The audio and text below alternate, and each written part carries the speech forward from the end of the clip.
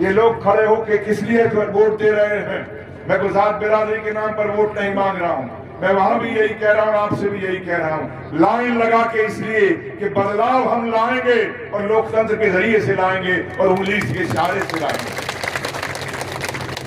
ये पता लगे तो यहाँ के लोगों ने एक मुश्त होकर, गुड़गांव क्षेत्र के लोगों ने एक मुश्त होकर ये तय किया कि इस बार हम बदलाव करेंगे। और शहरों की ऊंची दीवारों में रहते हैं, उनका बड़ा नाम है, 4 बार से सांसद है। सबसे पहले मैं ये कह के जाता हूं कि पिछले 10 साल से, पिछले 13 साल से, 14 साल से जो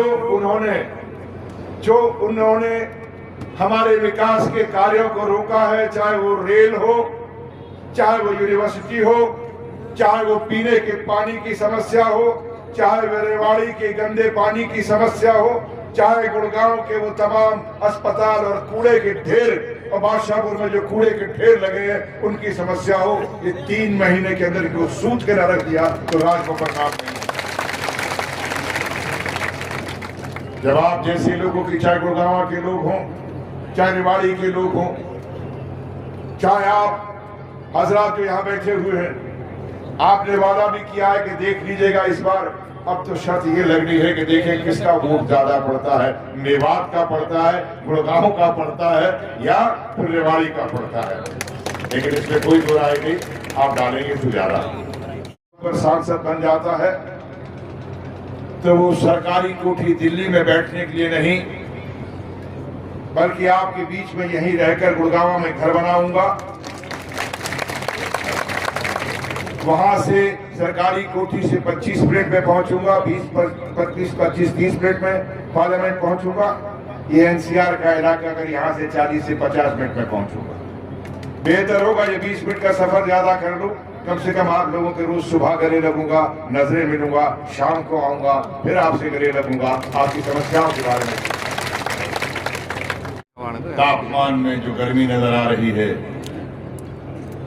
वो लग रहा है कि उस गर्मी का असर 4 जून को दिखाई देगा। हमारे बीच में हमारे नेता,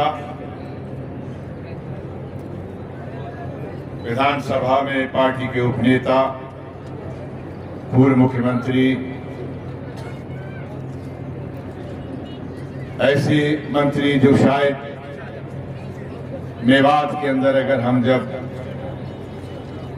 किसी भी विकास की बात करते हैं तो ये चेहरा सामने आता है, जो बड़ी इज्जत के साथ में नाम लेते हैं, साथी भी इनके नाम लेते हैं।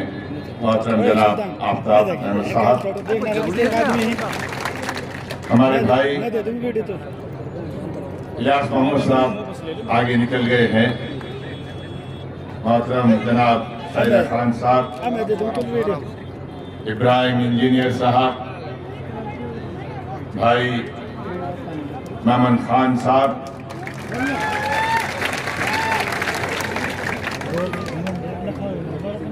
जावेद साहब, अख्तर हुसैन साहब, गफूर कुरैशी साहब। हो सकता है मैं कुछ नाम छोड़ गया हूं, बस एक नाम के साथ में इस मंच की सारी गरिमा को, सभी को सम्मानित करता हूं। एक नौजवान जिसने आज ये महफिल सजाई, थोड़ी हवा जाएगी, काबिल तारीफ भी है, और इनके लिए जो लोगों ने इन पर एतमाद दिखाया, भरोसा दिखाया, उसके लिए भी मैं इनको मुबारकबाद देता हूँ। इरशाद चेयरमैन साहब, दरअसल मैं तो सिर्फ एक प्रत्याशी के रूप में हूँ, एक अपनी पार्टी का उम्मीदवार हूँ। मुझे लाने वाले इसी मंच पर बैठे हैं हमारे नेता भूपेंद्र सिंह हुड्डा जी, यही तमाम वो लोग लीडर जो आपको नजर आ रहे हैं। इन्हीं लोगों ने मुझे प्रस्तावित किया, मैं आपके बीच में आया। राहुल गांधी, हमारे खड़गे साहब, सभी ने आशीर्वाद दिया और अब मैं आपका आशीर्वाद लेने के लिए आया।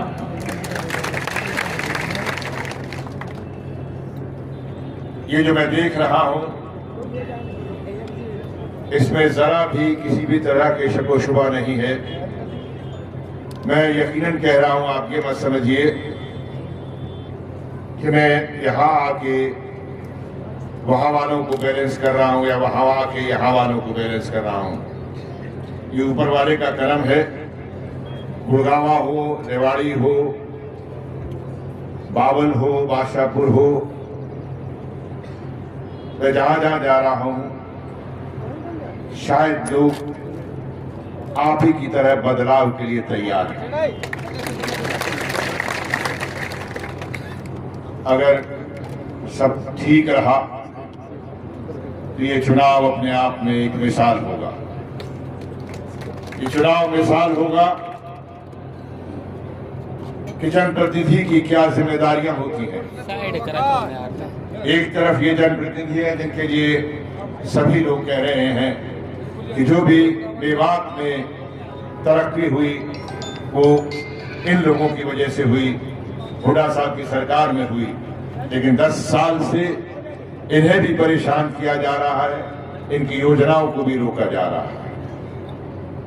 मोहम्मद इजाज साहब कह के चले गए कि अभी तो हम 3 हैं, अगर ये चौथा भी आ गया तो यकीन मानिए कि ये 4 जो खंबे होंगे ना, ये मेवात के विकास को, गुड़गांव के विकास को,